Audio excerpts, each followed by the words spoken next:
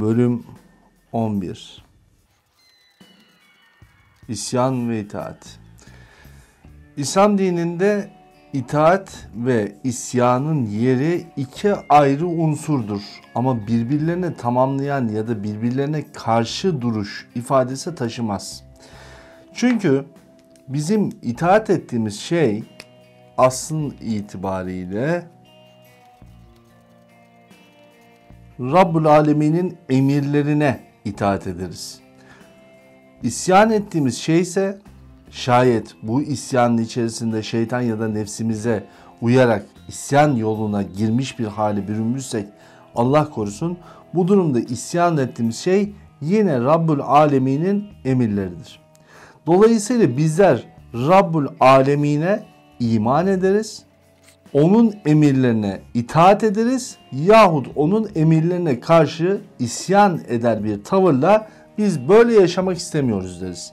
Dolayısıyla İslam dünyası için itaat ve isyanın mekanizması birbirlerinin emirleri üzerinden değerlendirilir. Dolayısıyla birbirlerinin karşısında ifadesi yoktur. Sebep şöyle ifade edebilirim. Namaz kılmak bir Allah Azze ve Celle'nin emridir.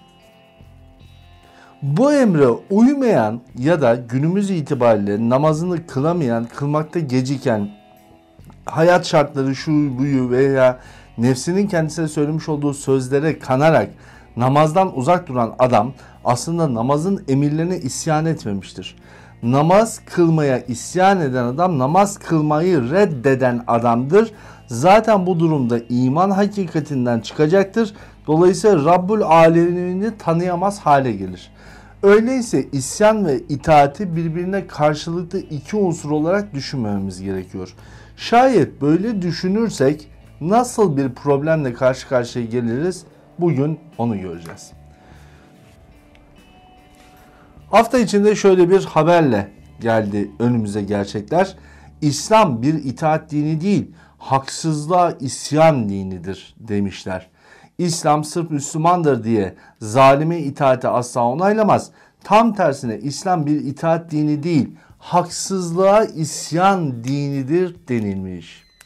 Burada temelde baktığınızda çok güzel bir cümleyi okuduğunuzu zannediyor olabilirsiniz. Ama bu cümlede 3 tane büyük hatayla karşı karşıyayız ve akidenin matematiğine aykırı bir ibareyle karşılaşıyoruz. Yani güncel hayatımızda biraz popüler bir yaklaşım, biraz insanları harekete geçirmek duygusuyla bazı cümleleri kurarken modernist bir bakış açısıyla ters köşe bakma gayretlerini yaparken dahi ibarelerin önemine çok dikkat etmemiz gerektiğini bir kez daha söylemek lazım. Hatalardan bir tanesi şu: İslam bir itaat dini değil ibaresi yanlıştır. Çünkü İslam kelime köken itibariyle seleme, teslim olmak, teslimiyet anlayışıyla Rabbin varlığını kabul etmektedir. Dolayısıyla İslam bir itaat dini değil dediğiniz andan itibaren İslam kelimesine yerine başka bir şey koymanız lazım. Zaten İslam yerine başka bir kelime koyduğunuz anda o İslam olmaz. Gelelim ikinci hataya. Haksızlığa isyan dinidir. Dikkat! Müslümanların hiçbirisinde haksızlığa isyan etmek diye bir durum söz konusu değildir. Ne fıkhımızda ne akidemizde bizler haksızlığa isyan etmeyiz. Peki ne yaparız diye sual etseler cevabımızı şöyle veririz. Haksızlık. Formülü Cenab-ı Hak, Cenab-ı Peygamber'in dilinden çok net bir şekilde vermiştir. 1. Düzelt. 2. Engelle. 3. İkisini de yapamıyorsan buğz et. Yani haksızlık karşısında susmamak bir doğrudur. Ya bunun yanlış olduğunu söyleyeceksiniz. Engelleyebilecek bir konumdaysa engelleyeceksiniz. Düzeltebiliyorsanız düzelteceksiniz. Bunun dışında zaten Müslümanın yapabileceği bir şey yok. Ama haksızlık karşısında isyandan bahsediyorsanız eğer, isyan genel itibariyle emirlere karşı uygulanır. Haksızlık zaten bir emir değildir. Haksızlık Cenab-ı Hakk'ın emri olmadığı için ya da hakkın sahibine verilmesinin emri karşısında haksızlığa isyan etmenin, akidede itaate dönüşebilecek bir unsuru olmadığı üzere bizler haksızlığa isyan etmeyiz. Üçüncü hataya gelince, sırf Müslümandır diye zalime itaati asla onaylamaz. İşte burada da üçüncü bir hatayla karşılaşıyoruz. Çünkü Müslümandan zalim olmaz.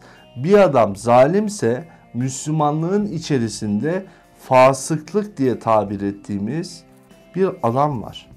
Yani adam La ilahe illallah Muhammedur Resulullah demiş ama buna nazaran ve rağmen etrafındaki insanlara zulmediyorsa o hakiki bir Müslüman olmaktan dışında yanında bir de fasıklıkla adlandırılır Kur'an-ı Azimüşşan'da. Dolayısıyla zalime itaat söz konusu olmadığı doğru ama bu Müslüman olduğu kelimesi yanlıştır. Şimdi ilk etapta baktığımızda bize aslında şunu söylüyordu. Boyun eğmeyin, hakkınızı savunun, iyi güzel ama 3 tane akide problemiyle bunu anlatıyorsunuz. Gelin işin içine biraz okuyalım. İslam tarihinin büyük bir bölümünün itaatle ihanet kavramları arasında geçtiği inkarı mümkün olmayan tarihsel ve sosyolojik bir gerçek olduğu söylenmiş. Yani sanki itaat eden insanların ihanet eden insanlar eliyle tarihi bütün İslam tarihinde problem çektiğini iddia etmişler. Böyle bir şey İslam tarihinde hiç olmadı. İslam'ın haksızlığa isyan dini olma özelliğini Allah'a itaat kavramı üzerinden yöneticilere itaat yozlaşmasına kurban edenler bunun için her devirde Kur'an'ı hüküm ve inançları istismar ettiler denilmiş. İşte burada da bir başka hatayla karşılaşıyoruz. Bu ibareler İslam devletleri için geçerlidir. Bugün yeryüzünde İslam ile birebir yönetilen bir devlet sistematiği yok. Yani bizim Müslümanların çoğunlukla yaşadığımız ülkelerimiz var. Türkiye Cumhuriyeti gibi, Irak gibi, İran gibi, farklı mezhepte de olsa Suriye gibi. Burada Müslümanlar çok fazla. Burada Müslümanca yaşamak isteyen insanlar çok fazla. İyi insanlar çok fazla ama bunlar Müslümanca yönetilecekleri İslami bir yönetime dahil oldukları anlamına gelmiyor. Dolayısıyla İslam'da devlet yönetimi ile Müslümanların varlıkları iki ayrı konudur. Bu iki ayrı konuyu birbiriyle karıştırdığınız zamandan itibarense karşınızdaki adama İslami literatür üzerinden hatalarını saymaya kalkarken farkında olmadan ifrat ve tefrit meselesinde aşırıya kaçarak akidemizde olmayan temel değerlerle bir şeyleri anlatmaya kalkmış olursunuz.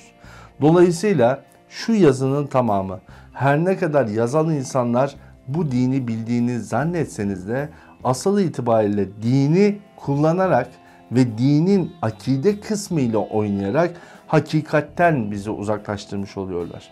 Dolayısıyla Müslüman için asıl olan isyan değildir. Müslüman için asıl olan şey itaat etmektir.